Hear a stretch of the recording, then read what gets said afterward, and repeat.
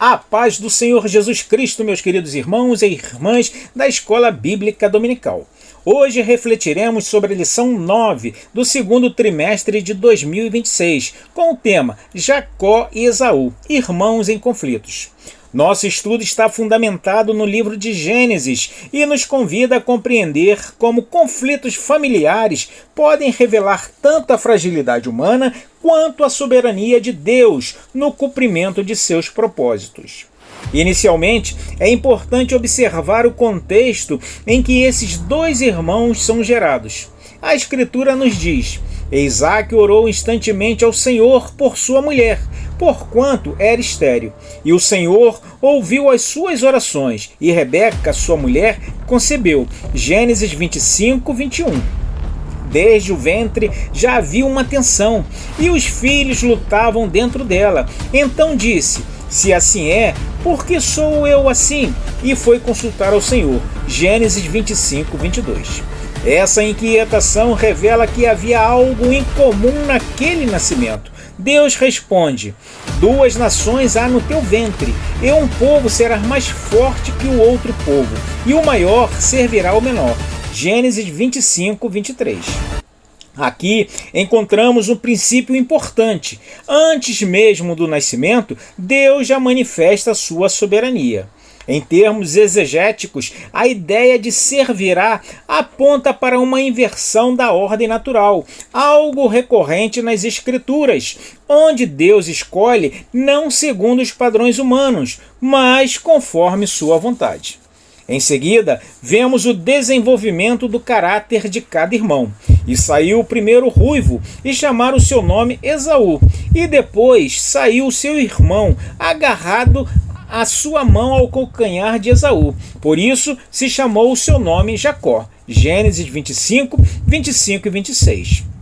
O nome Jacó no hebraico, Yaakov, traz a ideia de que aquele que segura o calcanhar, ou suplantador, indicando já uma característica marcante de sua personalidade.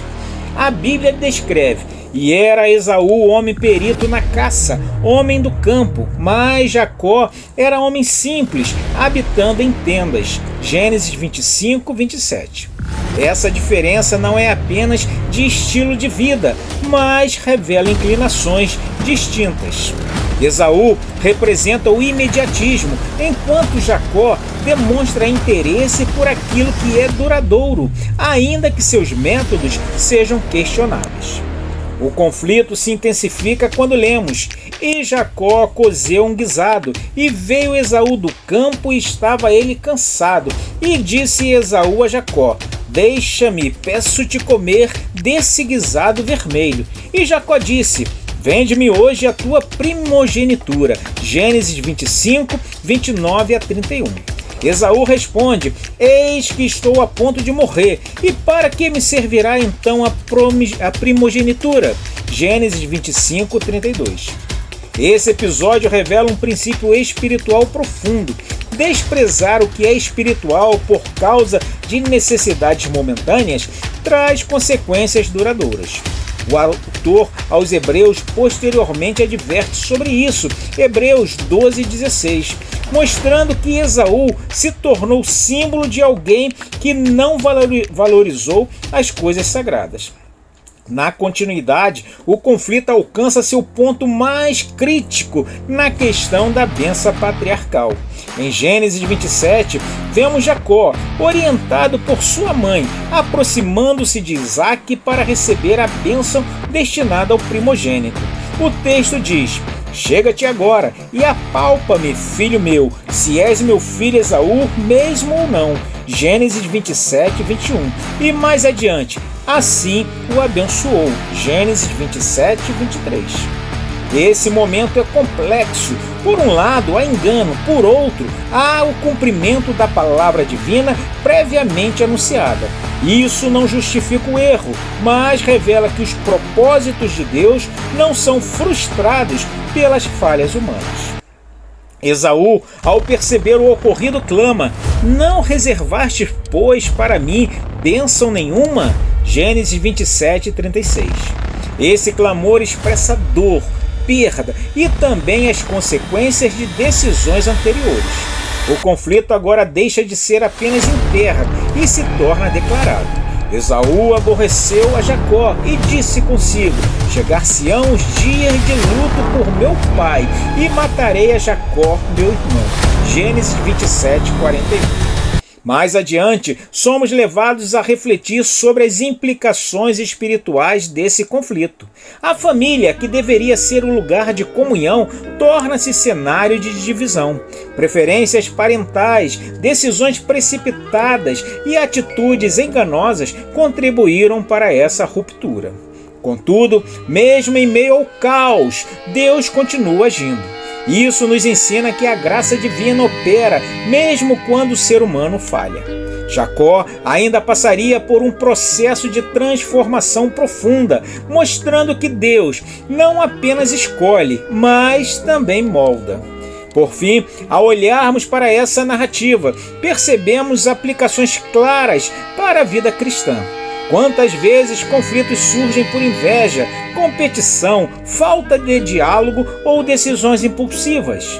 A história de Jacó e Esaú nos alerta sobre os perigos de valorizar o imediato em detrimento do eterno e também sobre os danos causados por atitudes carnais dentro da família.